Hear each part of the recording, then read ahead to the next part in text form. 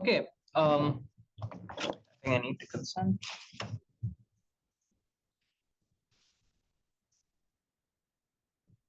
Yeah. Hi, everyone. Welcome to the first installment of this year's NL seminar. Today we have Arjun Subramonian. Arjun Subramonian is a research scientist at MetaFair. They currently study the measurement validity of AI evaluations. In the past, their research is focused on the fairness and ethics of machine learning and natural language processing. They're a recipient of the FACT to 2023 Best Paper Award. The title of the talk is An Effective Theory of Bias Amplification. Without any further ado, Arjun, the floor is yours. Okay. Thank you so much, everyone. Yes, as was an introduction, I'm going to be talking today about our iClear 2025 paper, An Effective Theory of Bias Amplification. So a little overview of what we'll talk about today. I'll provide some motivation for why we may care about things like fairness, ethics, bias amplification. Then I'll go into the paper and discuss some future directions for our work. I think this part is something that all of you are very familiar with. I'm going to talk a little bit about the current state of machine learning. We have a lot of very powerful user-facing products, things that maybe the public associates more with AI nowadays. Things like Claude, where people can ask these intelligent assistants for help with various tasks or questions. In addition, we're seeing a lot of features that are AI powered being added to applications like Photoshop. You can intelligently edit images to, for example, make someone smile without any kind of low-level edits to the image. At the same time, we're using machine learning a lot to make predictions about individuals at scale. So for example, if you are a user on social media, there's a big chance that a lot of social media platforms are making predictions about your gender, your relationship status, and are using that information to target, for example, advertisements towards you. In addition, in hiring, a lot of folks are using machine learning powered systems to, for example, filter candidates, assess the likelihood that a candidate will be a good fit for a role, and so on. And I think this idea that we're both have this kind of these more public-facing products and also these systems that are being used to make predictions about individuals and maybe in ways that they're not fully aware can lead to some issues. In particular, if these systems are unfair, maybe they have disparate performance across different social groups, or they produce positive outcome disparities across different groups that can cause real-world harm. And there are a couple of reasons why machine learning models can be unfair. One is that marginalized social groups are often underrepresented or misrepresented in data. An example of this is a lot of LLMs that are, when they're being pre-trained, they don't see a lot of examples of people who maybe use singular they pronouns or neopronouns, and so they can tend to misgender individuals as a result. And there's another kind of aspect of this that's often not thought about as much, which is the design choices we make as practitioners when building our models. Here's an example of machine learning being unfair. This is a very famous study by Joy Buolamwini and Timnit Gebru called Gender Shades. Here they looked at different commercial gender classifiers. These classifiers are often the basis for maybe making more downstream predictions about individuals. But they found that these gender classifiers work at a much poorer rate for dark-skinned women than they do for light-skinned men. And this kind of performance disparity is an example of the different kinds of unfairness that exist in these machine learning systems that are being deployed, and that can have, harm if these gender classifiers are, for example, being used by the police to make predictions about whether an individual is the suspect that they're looking for. I think another kind of interesting thing to note is, especially now with the growing presence of these kind of public-facing products, things like Claude, there's a lot of skepticism about the ethical conduct of AI companies that it's growing, and I think there's trust in the fairness of these systems declining. This is from the Stanford HAI 2025 AI Index report. And I think I just to summarize all these different threads together, I think the kind of call to action here is that as machine learning models are increasingly deployed to make predictions about humans and their relationships at scale, it is critical that models are fair and do not amplify social inequalities. Any questions about this part so far, or any thoughts that anyone wants to share? Okay. So in that case, I'll jump into the Eichler 2025 paper, which I was invited to present. Uh, Again, as we're seeing a lot more machine learning popping up, there there's a lot of different ways in which unfairness manifests, but we don't really have a precise unifying theory of why unfairness happens, especially as with respect to model design choices and properties of data. We don't really have a kind of single way to predict how these the properties of data and model design choices interact to produce, for example, performance disparities across groups. So this theory remains rather elusive. And what would this theory afford us if we could have access to it? Is greater interpretability into model predictions. We could understand why performance disparities arise. We could design better unfairness evaluation and mitigation methods by identifying common sources of unfairness in different models as per the theory. And we can also interpolate between sparse empirical findings. And what I mean by this is a lot of evaluations of unfairness tend to be within like common regimes. Maybe we like are looking only at certain sizes of models. We're only looking at certain data sets where there's like a particular balance of different groups and that balance is fixed. But I think what a theory would let us do is kind of write this unfairness quantity, a disparity in performance in terms of a bunch of different knobs. Those knobs being like group imbalance, model size, the number of samples that we're training on, and we can turn all these knobs and get a huge landscape of what this performance disparity quantity looks like across all those different dimensions. And this gives us a more principled, robust understanding of unfairness that goes beyond just these few data points we're getting from evaluating the unfairness of the model and just say like 100 samples in this very like common limited regime. So what we're going to set out to do in this work is provide a precise analytical theory of how model design choices and data distributional properties interact to amplify bias. And when I say bias here, I mean disparities in performance across two groups. So let's take a look at this figure here below. Here on the x-axis, we have step, and step refers to training steps. And here we can see on the y-axis test accuracy. Perhaps we have like two different groups in the data. One is a group that's easier for the model to learn for, and the other group is a group that's harder for the model to learn for. Like the reasons that one might be easy versus difficult is due to the complexity of the decision boundary, perhaps the number of samples that you see observed for the easier group versus the difficult group. But over the course of training at the end, we end up seeing this disparity in performance, and we'd like to understand when you train a model on data from both these groups, why do we observe this disparity in performance at the end? Can we get a precise theory, like a set of equations that can actually tell us exactly what this disparity would be under like the settings that we care about? So I'm going to provide a theoretical setup. So we're going to like consider this problem, at least in our theory, in the context of regression. So we're going to look at regression on a data set from a multivariate Gaussian mixture with two groups. So group S1 is going to be, or the data is going to be modeled using a Gaussian distribution, a multivariate Gaussian distribution, and it's likewise for group S2. But those distributions could be very different for both the groups. And we're going to say here the groups represent different demographic groups or protected categories. So to make that more formal, here we kind of have, and we sample first the group ID. So whether an instance belongs to group 1 or group 2. And the way we do that is by having this like group balance parameter P. It's a Bernoulli random variable. So we can say that like if this Bernoulli random variable is successful, then like you belong to group 2. If you're not successful, you belong to group 1. Then we have a feature generating process conditional on your group membership. So depending on which group you belong to, your data is sampled from a normal distribution whose covariance is indexed by S. And so group 1 can have sigma 1 and group 2 can have sigma 2 as the covariance structures.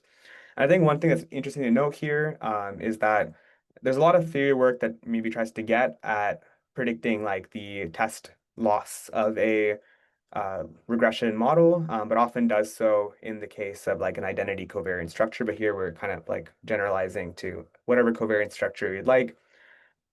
Oops.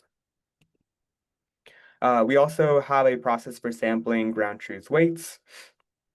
So we have this normal prior on our weights for group 1, and we have another normal prior on the difference between the weights for group 2 and group 1. And so this difference between the weights is something that is very interesting because this tells us how different like the ground truth rule for producing the labels for both groups is. And then finally, we actually get the labels by taking like the output by taking W1 star, W2 star, and taking the product with the features, and then adding some noise, sigma s squared, which is just kind of things maybe like if this data is supposed to model you taking a picture with the camera, you might have some best image, and then you can model what like you would actually observe from the camera due to like shutter issues or like dust in your camera lens. Arjun, Yeah, go ahead. we have a question. So why is zero mean? I mean, I think in Gaussian mixture models, you can have different means for groups, right? Yes, that's a great question. And honestly, the only reason is just because the math is already very messy and it gets even messier when you like add a non-zero mean. Plus, I think a lot of times you can do feature scaling. Like you can transform your data to have zero mean. And so that's another reason that we just say it's okay to have zero in this theory toy setup. Are there any other questions? No, that was it. Okay.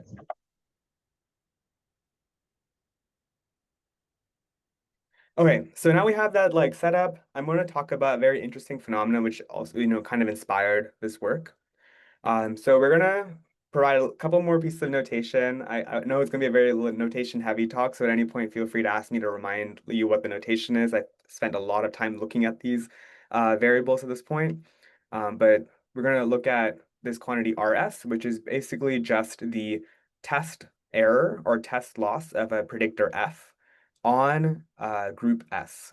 So we're going to condition on group S in expectation what is the mean squared error of our predictor F with respect to like this ground truth predictor for that same sample.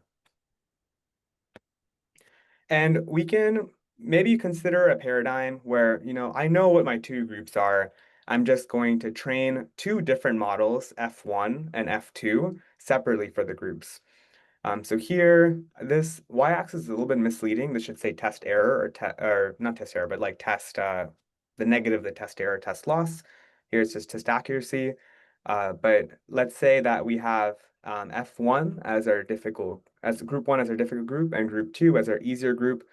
We can learn a predictor F1 hat for the difficult group, a different predictor F2 hat for the easier group, completely on their data separately, and then evaluate on those groups respectively, and we can observe some difference in performance d tilde.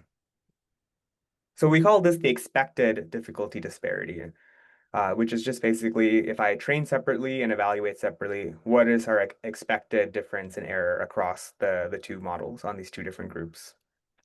But now we can consider a different paradigm of where we train a single model, f hat, on data from both the groups together.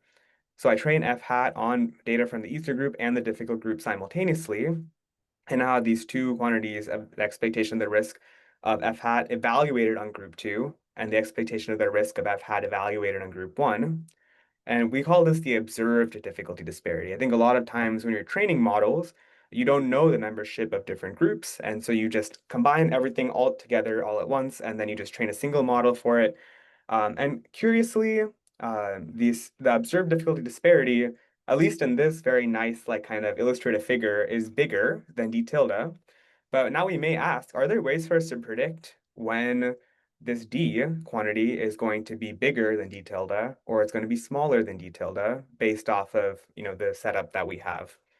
And I think this also has like a very actionable kind of insight that it provides, which is, if you have access to group membership, then perhaps what you can do is decide, whether like your observed difficulty disparity is going to be worse or better than your expected difficulty disparity, and then decide to train a single model or train two models and then use that for your deployment. Yeah, go ahead, Sean. A little confused about the double expectation. So R sub S of F is expectation over what variable? And what about the expectation over the then deployment of R? Yeah, that's a great question. So the expectation in R is over the test distribution, and then the expectation within this equation for EDD and ODD is over like the possible samples that you can draw like for training. Expectation over sample space. So that's like over an infinite set. I mean, unboundedly, it's like the omega of all possible samples. So like, yeah, so I guess maybe, sorry, maybe I'll re-explain it, but then definitely feel free to let me know if that's still not clear. But I think like this is basically expectation over the test distribution. And then this F, there's many different possible Fs we can learn depending on which samples we draw from the training distribution. And so this expectation is over all the possible predictors that we can learn. Okay, got it. I see. Okay, so that Yeah, I think like implicitly here, we also kind of like just secretly shove in things like, you know, any other forms of stochasticity we may occur in the process, but I think primarily the expectation here is just over like the training samples. Like I guess we'll explain in a second. When you referring to the infiniteness of like the distribution, perhaps like there's a lot of quantities that we'll talk about that are unbounded that could just like go to infinity, but we're thinking about everything in terms of the ratios of different quantities. So we'll think like for the aspect ratio, the number of samples divided by the number of features, or actually other way around, the number of features divided by the number of samples, D, the number of features will go to infinity, and the number of samples will go to infinity, but D divided by N will converge to some finite value, and then that allows us to do things with random matrix theory we couldn't do otherwise. cool. I have a question as well. Mm-hmm. So, what is a step? Because it feels like if you have a update-based learning method, you could use different parameters on it, and then it brings up the question whether it's like comparable. Maybe one different learning rate works better for a group as opposed to another, and then how do you compare steps? Like, are you saying the best possible learning rate assignment? Yeah, that's a good question. So for this figure, it's like purely illustrative, and in the actual uh like the actual theory that we'll do, we will just consider like the minimum norm solution to this problem. We'll just like the one that's kind of like the unique optimal solution to like a linear regression problem, for example, is like the minimum norm solution. And we won't get into the weeds of like the results of different optimizers. But we will talk at the very end about ways to think about like how bias amplification functions or changes over the course of training. And there's certain calibrations that we can use for stochastic gradient descent to get at that. Cool, thanks.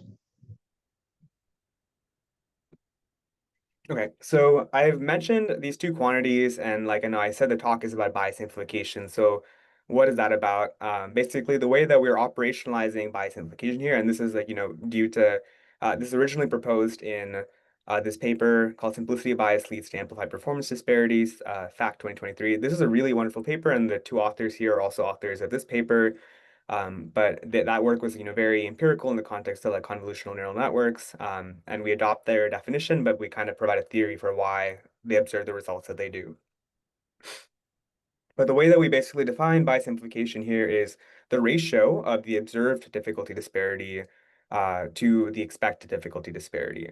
So we kind of use the expected difficulty disparity as a baseline to normalize like what we would observe, and then we see whether the observation is worse or better. Basically, the ADD is greater than 1. We know that training a single model on both the data from both groups actually can make bias worse, can make the performance disparity larger. If it's less than 1, then actually it might be better to train a single model for both groups together. Okay, so a little bit more now about the theoretical setup. What we're going to do is use a linear 2-layer neural network in the random features regime. So what exactly do I mean by that? We basically will be learning a we would be basically learning this eta hat.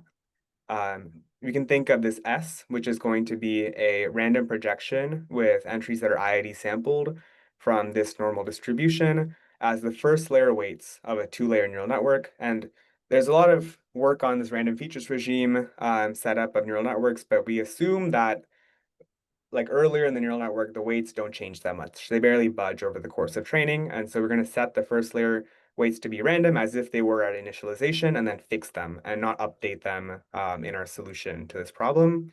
So we sample this S, which is, and again, from this distribution, and then we learn this eta hat, and then the composition of those two things together gives us like the complete weight vector that we've learned for like the two-layer neural network.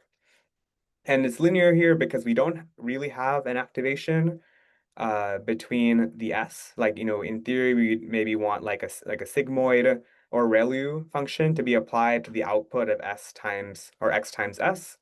And then we apply this eta hat afterwards, but here we just use the identity function, keep it completely linear, and so we can just multiply our random projection with the weights that we actually learn. So I guess like the theory that I'll present, you can totally add like the activations actually, like and introduce nonlinearities. It just gets really messy very quickly. But in this like kind of asymptotic limit that we're working in, it's actually tractable to like for many different activation functions like ReLU to consider the effect of that on the weights that are learned.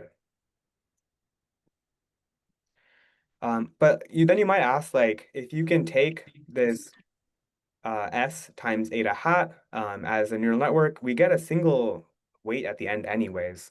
Why not just learn this W hat directly? But it turns out like in theory, the model complexity may seem to be the same, but actually like you learn like a linear two-layer neural network, the dynamics and like solutions are quite different from what you would learn if you just optimize directly for W hat.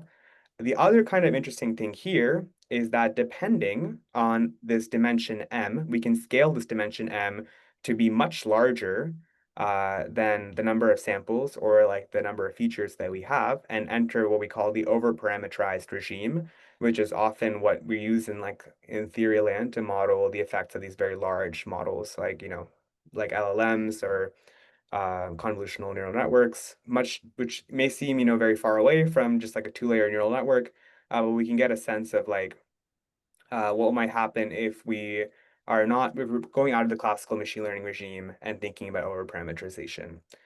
So basically, I want to emphasize that this variable M, this like hidden dimension of our two-layer network, will capture the effect of model size on bias amplification so we can get a sense of what that knob does to performance disparities as well. Are there any questions about this part? Yes, go ahead, Jonathan. So this is just a simple like MLP essentially, right? Yeah, definitely. Yeah. Okay. So I'm wondering, and maybe it's beyond the scope of the theory, or maybe I'll get to it.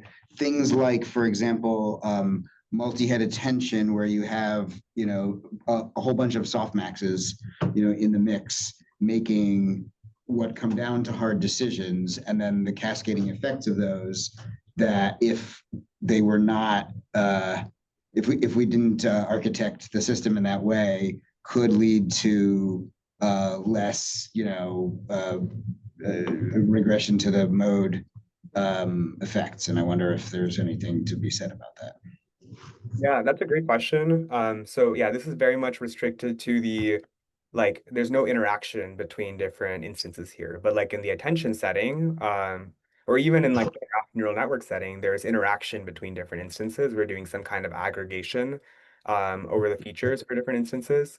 And I think that's a very ripe area of thing to study. I think we could totally add in some kind of interaction term and study that in a theory sense as well.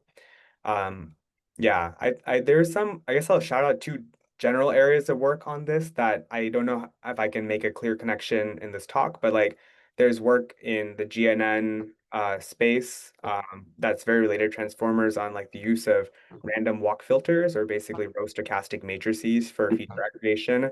And there's a lot of really cool work on like over squashing or over smoothing Basically, the kind of when you aggregate different features, you suddenly make those features less distinguishable from one another, and that could have an effect on performance disparities. There's also a good amount of work done by my collaborator on this paper, Elvis, on associative memories, which is kind of like a setup that captures like Boltzmann machines as well as like attention heads and transformers. And you can kind of try to understand maybe some of these things through that lens as well. But I think that's like the most I could say about those without more thought. Okay. Any other questions about this part? I think we're good. Okay, cool. Okay, so the other thing that I want to quickly mention here is that we're going to be learning this this like eta hat with an L2 regularization penalty lambda. So here's just kind of like the whole setup again. Like we're learning, this two-layer network. Specifically, the second layer is the one that's actually being optimized for, while the first layer S is being fixed. And we kind of solve this optimization problem. In the train together setting, we basically have like this equation where we're looking at all the data all at once. And then we're learning like a single eta hat versus in this other setting where you're training separately. This should actually be eta hat S, but like have two separate loss functions, and we're training for each the data from each group separately in this case. So in this case, yeah, basically the main idea is that we're putting all the data together in the training objective, and here we're considering XS, like X1 separately and X2 separately.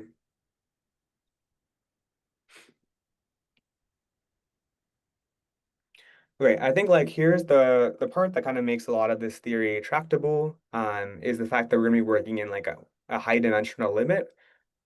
This is what we also call a proportionate scaling limit that captures the effect of different feature and parameterization regimes. So we have a couple of variables here, like n, which is the total number of samples, and it's equal to n1 plus n2, where n1 is the number of samples for group 1, and n2 is the number of samples for group 2. We also have D features for all our data and M parameters. And we're going to send all of them to infinity, which, initially might be like, that's crazy. Like, why would we care about sending all of these to infinity? Like, I thought we were supposed to think about this, more realistically. And yeah, maybe this isn't, very realistic, but the part that is perhaps more realistic is we can think of this like sending these to infinity while preserving some ratios as, an expectation over like matrices that depend on these quantities. And so like we can send D over N, which we call the aspect ratio, the rate of features to samples. We're going to say converges to phi. And then we have M divided by N, which is our parameterization rate, the number of parameters, the ratio of number of parameters to the number of samples. We're going to send that to psi. And here, like psi captures the rate of parameters of samples, and psi greater than 1 is what we call the over-parameterized regime. I think if you're thinking back to your like linear algebra classes and like, what is an over-determined solution, underdetermined solution, basically here we have more parameters than we do have samples. And so there's a lot of, ways that a lot of different solutions the model can choose. And we are curious what happens if we have, in this setting, like what happens to performance disparities across groups. And of course, phi captures rate of features of samples. And then there's another quantity here that we won't think about as much, but I think as a kind of like corollary of like D divided by N converging to phi and M divided by N converging to psi, we also know that M divided by D converges to gamma. And that can be written as a function of like phi and psi.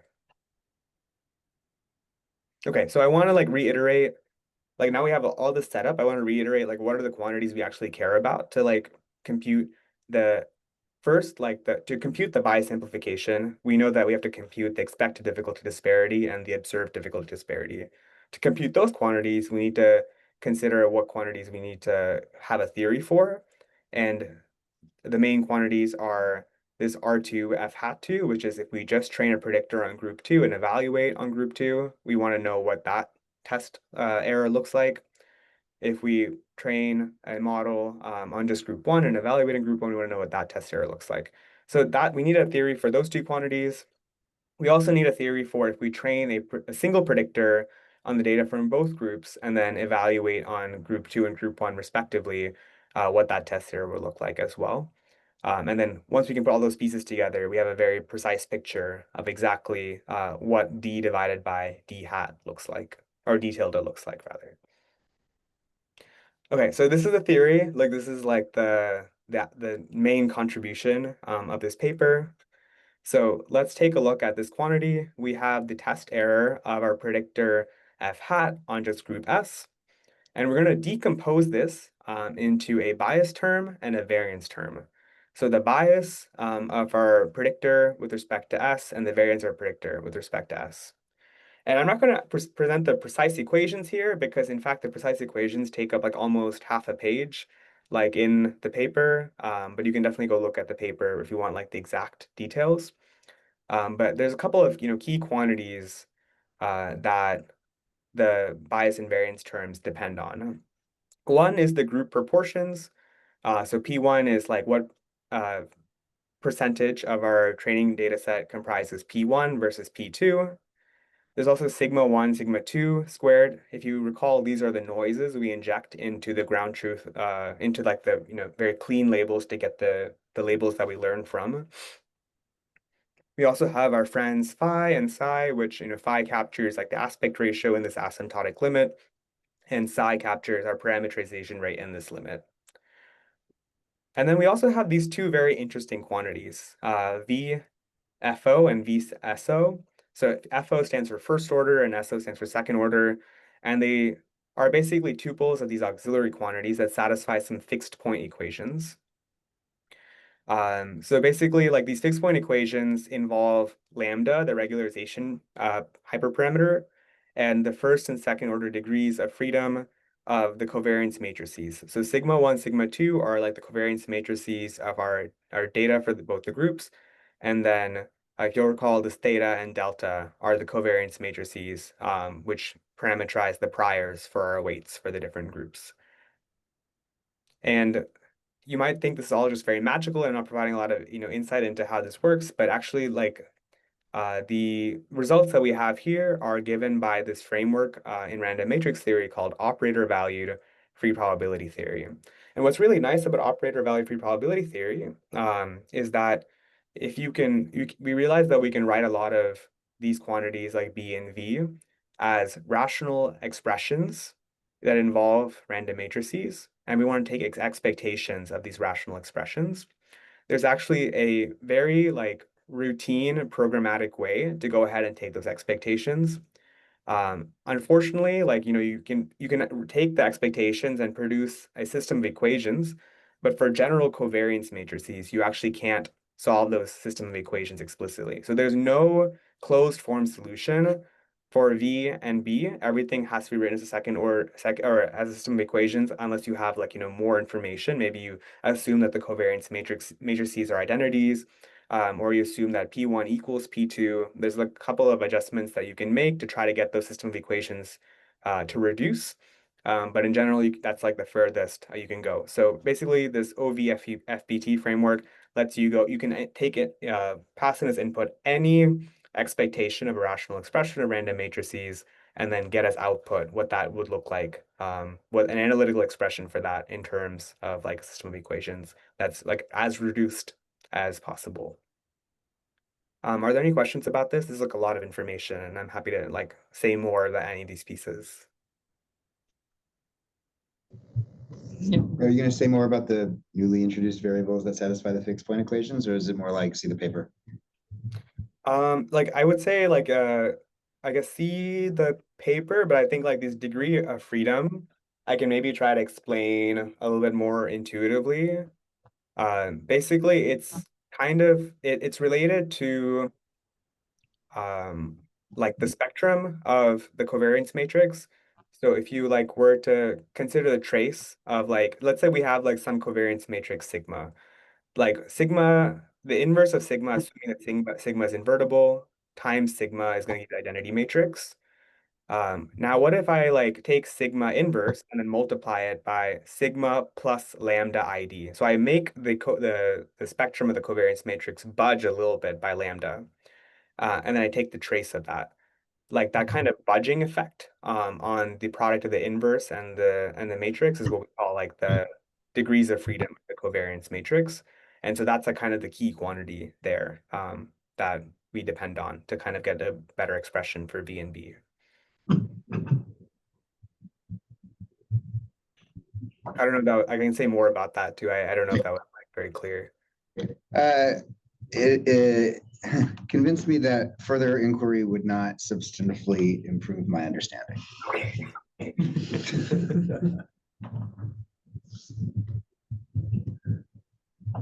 Are there any other questions about this part? I don't think so. Okay. So I guess maybe like I can make this a fun little group exercise. But basically I have like a theory here for if I were to learn a single predictor for the data from both groups and then evaluate on a group S.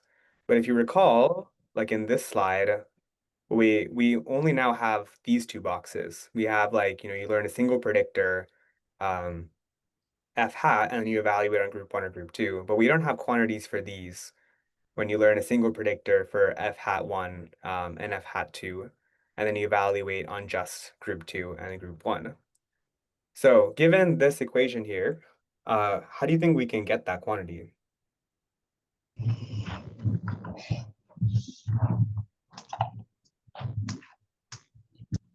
It would just be the bias term? It would affect both the bias and the variance terms. But if you look at the parameters of the bias and variance terms, there are certain things that we can modulate to get to like that point.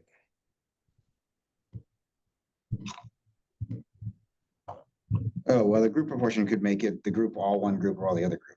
Yeah, exactly. Yeah. So we would send like P1 to 0, and then implicitly that would send P2 to 1, or like likewise P2 to 0, and then send P1 to 1. And then we can basically transform the theory we have for a single predictor into a theory for like, separate predictors for the two groups. Yeah, so you can compute RS of F hat S by taking the limit as PS goes to 1. Okay, so what we end up doing then is, again, like you might have seen here, right, that this is like a system of equations, like we don't have exact solutions, but this enables us to kind of still have a better ability in a more principled way to plot like these phase diagrams. I'm approaching this very much as kind of like, what a statistical physicist might do, which is I might take like these psi's and phi's as like, fundamental constants, maybe like the mass of an electron or something. And I'm just going to modulate what those things look like. Maybe psi is like 1, or maybe psi is 4. And then likewise, phi could be like, 3 or 2. And then I just want to look at what like the observed difficulty disparity would be in that regime. And then what the expected difficulty disparity would be in another regime, and then like likewise the ratio of those two quantities, like the bias amplification factor. So it's like I think having the theory, like even though it's a system of equations, that system of equations can be solved, like there's a system of fixed point equations, and so they can be solved using like fixed point convergence algorithms, but it's still more principled and gives more precise solutions than like just training this like two-layer network thousands of times in the same regime to get like a single data point. And then it also gives us some insight into the kind of this landscape of the bias in different settings, as opposed to just having like, a single model in a certain parameterization regime being evaluated on a single data set. Like that might correspond to one point in this heat map, but now we have a heat map of all the different kind of possible settings that you might consider. So we observed some like interesting interpolation thresholds around like when phi is equal to 1. So around when the number of features is about equal to the number of samples, we see that we have a pretty large observed difficulty disparity. And similarly, when like the number of parameters is about equal to the number of samples, as we get closer to that, we see a larger difficulty disparity too. But on the other hand, these blue areas indicate, the red areas indicate like when this value is like greater than 1. The blue areas indicate when the value is less than 1. And so we can see that we have a lower disparity in performance, like in this area where psi is quite low, so there's a lower number of parameters and samples, and for various values of features, like it doesn't really like features seem to matter a lot less in the setting than the number of parameters. And so we can do a kind of similar analysis for the bias amplification. And basically, maybe the takeaway here is that if you're in these red areas, like perhaps you want to train the two models separately for the different groups, because you're seeing that actually like the setting in which you train a single model for both groups, it has a much higher disparity in performance than training separate predictors for each groups. And similarly, if you look at this blue area, you might be more incentivized to train a single model on both groups together. So I have a question. It primarily in the ADD one, there doesn't seem to be any blue area at all. So that suggests that no matter what, the most you can do is not amplify. Like you can't go the other way. That's a really good point. I think like there's two things, and also when I look at this figure, I wish I'd redone it a little bit. But basically, like if you recall, the ADD is a ratio of the ODD to the EDD, and so like that kind of ratio scaling makes a big difference for like the kind of like the scale of the ADD, and so the granularity of like this heat map needs to be a little bit better for you to see kind of like what is actually one versus like lower than one. Yeah, I think I would have maybe added a second heat map where I like just look at below one and then kind of let you see more of the gradient across different values of these of psi and phi. So is it just that, like to rephrase what you said, on the corners it like nearly goes to infinity, and so it dominates like what the colors look like? Yeah, exactly. Yeah. Like a lot of them end up being like, kind of seemingly close to one. I think at least I'm pretty sure like this is the reason, but like it's not just that like these are exactly one and everything and this is suddenly blue. There's like a kind of range of that happening that you're not able to see because I'm pretty sure because of like the ratio of these two quantities being plotted instead of maybe like the difference of the two quantities. Cool.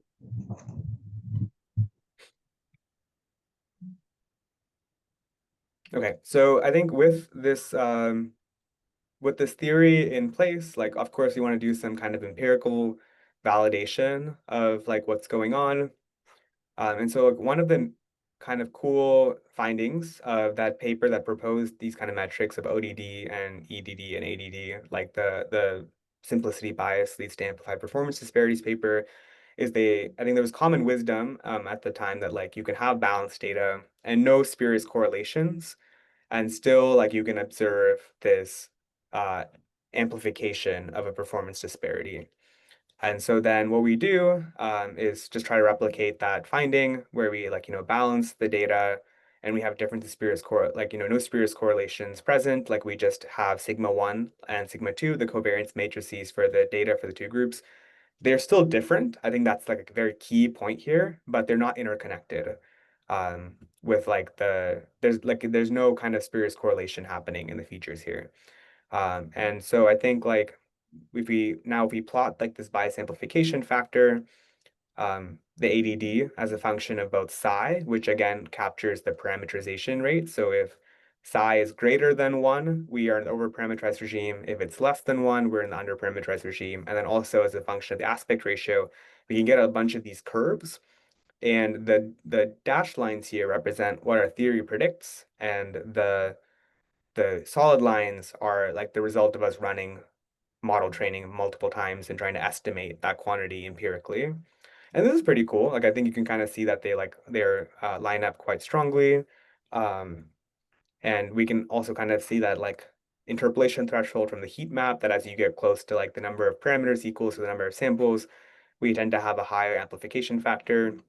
We observe that somewhere here, like the amplification factor is like the lowest you can kind of get within the range of values that we consider. And that as you like continue increasing the parameterization, it seems that this amplification factor tends towards the line equals 1. And so it's like decreasing, but it doesn't seem to be going below like this line. And so like, I think this is the part where the theory we set out with the goal of having like this theory that we could actually prove whether or not like it goes below the line or not. But I think that's going to be a follow-up work because it's like uh, there was a lot of equations. I think we need to basically consider a much simpler setting to kind of study the effect of parameterization, increasing parameterization maybe to infinity, and whether ADD goes below one or not, provably. But at least here, like, if we kind of extend this axis, it's not doesn't need to be dipping below one here, as opposed to like on this side of the parameterization rate where we see that the lines are clearly below, the amplification factor is clearly below one. So I think the takeaway here is that we have an example that our theory, like, kind of also confirmed is not just like a mirage, but is actually happening, is that models can amplify bias even with balanced groups and without spurious correlations. Are there any questions about this plot or any ideas for things that you think would be interesting with this kind of theory? Maybe like other ways of validating that you think are related and fascinating?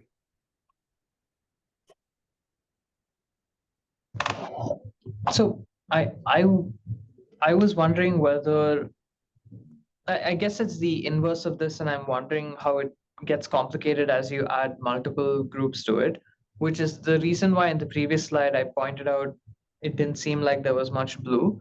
Is it Mhm. feels to me like there seems to be a tendency to amplify as opposed to shift and make the one that's harder to learn in the two model case better learned, right? um, in a three model, like a multi-model case, right? And this is likely going to be a very difficult question to rigorously answer. But do you think there is scope for basically the ties being broken in different directions? So let's say you have groups 1, 2, and 3. When you train separate models, the gaps ranks them in that order. So 1 is easier to learn than 2 is easier to learn than 3. When you put them together, is there like basically can you come up with criteria that lead to one group being promoted more than the others, and potentially that could then inform how you structure your data sets, right? Like if you have a particular group that you want to be rising up, and you perhaps want to have more control on where it is and like the hierarchy of how much you care about this category. Yeah, that's a really great question.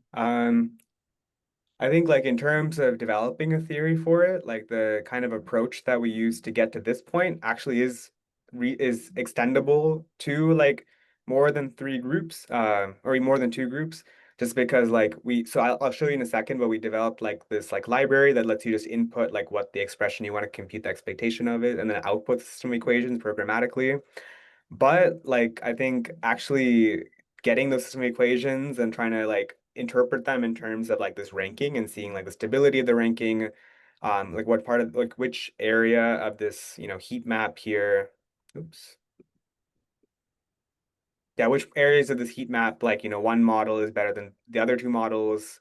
Like maybe like we can imagine a heat map where like this is the regime where model one is the best, this is the regime where model three is the best. I think that's a really great question. And yeah, something that, definitely like transforming like a closed form expression for that into like this kind of ranking notion is super challenging and a good like research question.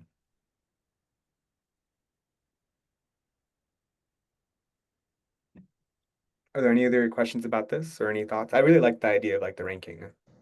Yeah, so I think in this paper we only care about like two groups where the performance of tuning together like has a detrimental effect. But that leads me into thinking like when you train on math plus code data, the actual combining effect is better. Yeah. It's like, do you think there is a link between like the bias phenomenon and the amplifications phenomenon? Yeah, and I definitely think that this has a lot of applications to multitask learning. Like I think that's like a very good example of this. So maybe like it's not in this presentation, but like maybe a step in between this toy data and like the code plus math is we had an experiment in the paper with like MNIST or colored MNIST, where basically we kind of use like we have split the data into two groups, and then we keep like the original label for like a proportion of the data, and then we keep like we have like a randomly flipped labels for the other portion of the data. So like if you were to evaluate those separately, right? Like you have randomly flipped labels, it just interjects like random noise, there's less useful learning signal, and you do really poorly on that group. But then learn together, actually, it's quite helpful because you can learn the labeling function from transfer to the other. That's an example of like where the W1 and W2 hat are quite similar across both the groups. And so maybe like in the coding plus math setting, there's some parts of like this implicit learning rule that are shared across both groups. And so then like learning together is actually much more useful than like learning separately. So I think like there's definitely extensions or interpretations of this in the multitask setting that like I think we can, it wasn't studied in this paper as much, but like understanding alignment of learning rules for different domains and then like the effect of that on like performance disparities of learning together versus like separately.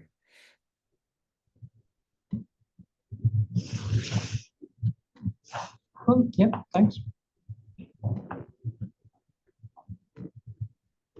All right, so we're gonna also, I think the last example I'm gonna try here is on, just check how much time. Okay, cool. Gonna talk quickly about like another form of empirical validation, which is going to be looking at maybe the dynamics. I'm using like the dynamics here in huge quotes because we're using calibration, but like the dynamics of this bias amplification factor over the course of training of these models. So there is a great paper that's cited here below that shows that you can kind of think of lambda as approximately proportional to 1 over t, where t is the number of training steps you take in stochastic gradient descent. And so then now we have a theory of bias amplification as a function of lambda, right? The lambda shows up in these like first and second order terms. We can replace these lambdas with 1 over t and then modulate t to get a sense of how dynamics may change over the course of training. Or sorry, how bias may change over the course of training. And so I think like here, like, you know, in this color bar, we have psi, which is the parameterization rate. We see that for a lot of the underparameterized models over the course of training, you're gonna have to look at this axis going from right to left. So as lambda increases or as training time decreases, and you know, if you're gonna go the other way, training time is gonna increase, we see that the amplification factor decreases. And if we consider we're in the overparameterized setting, the amplification increases.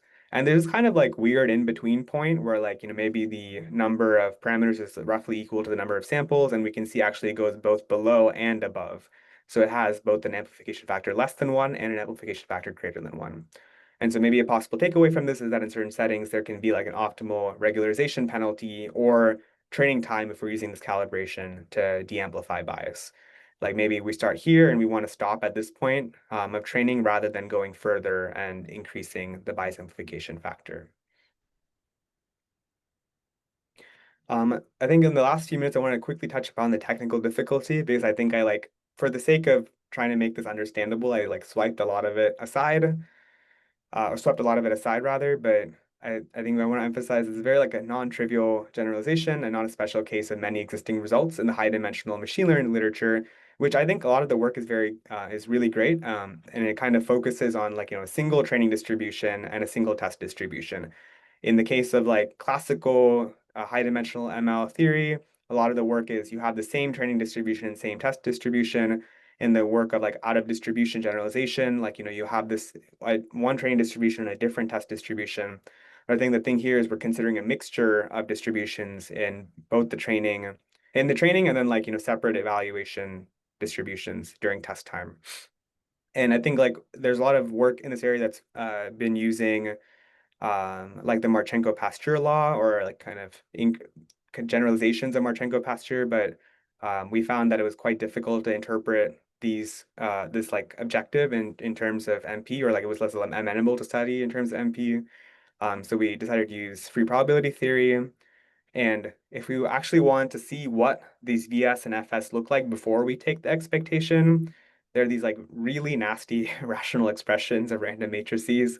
And it's not as simple as taking the expectation of each of these random matrices separately. Like we have quadratic terms in the features, and that are then you take the inverse of, and like there's a product with a bunch of other random matrices too. So you have to kind of reason about kind of the interactions between all these different terms when taking the expectation.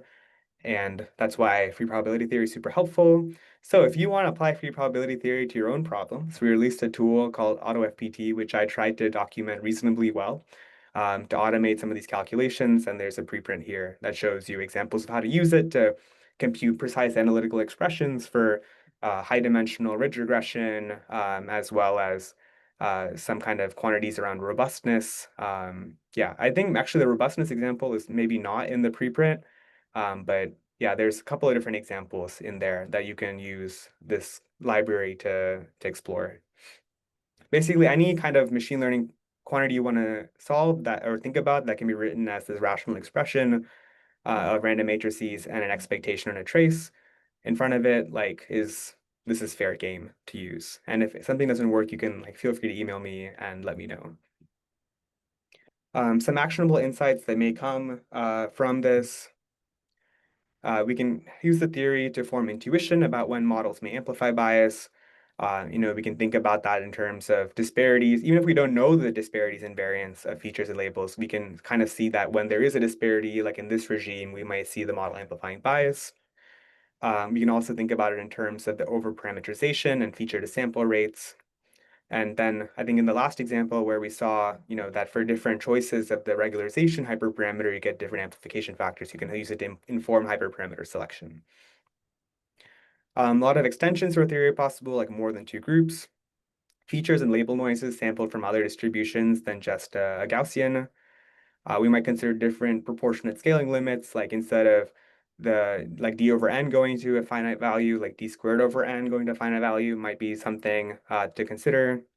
And then also the perennial problem of often not knowing group membership and having missing features. That there are ways to kind of model these things, for example, by applying a Bernoulli mask on top of the features and figuring out ways to make random matrix theory work in those cases.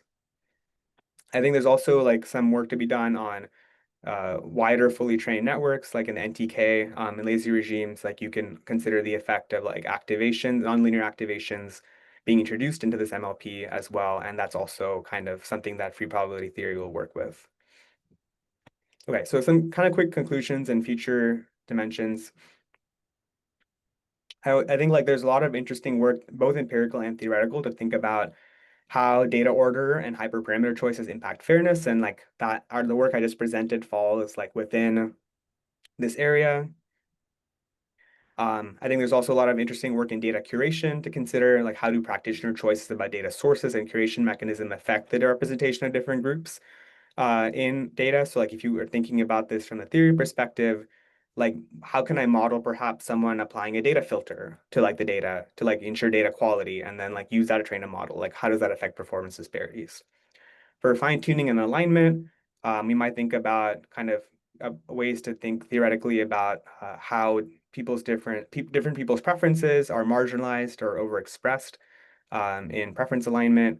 And evaluations, how do different automatic evaluation methods maybe fail to capture maybe even the metric of overall test loss on the entire test distribution failed to capture the nuances of unfairness. Maybe we just care about the test loss at the tail of some of these distributions.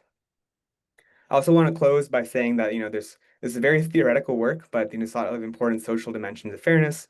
Fair ML requires participation of marginalized communities throughout the model lifecycle. I think Katie is in your group, and she's done excellent work in this direction, and so I think she's an idol for me to look to for in terms of engaging queer communities in constructing data sets. And then fair ML should also combat social inequality and advance justice, and making sure that we're reorienting our metrics, our data sets, our practices towards ensuring that these things work for everybody is really important as well. Yeah, I think that's the end of that. A little rushed at the end, but I appreciate your attention and all the great questions. Thank you. Well, just checking around for questions in the chat. Yeah, I guess if anyone who's in the Zoom has any questions, feel free to put them in the chat now.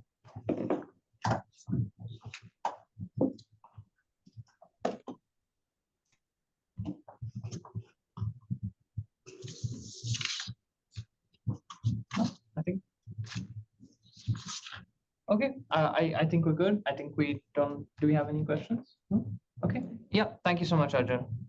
Yeah, thank you so much. Thanks for inviting and hosting. Thank you. Thank you. Bye-bye. Bye.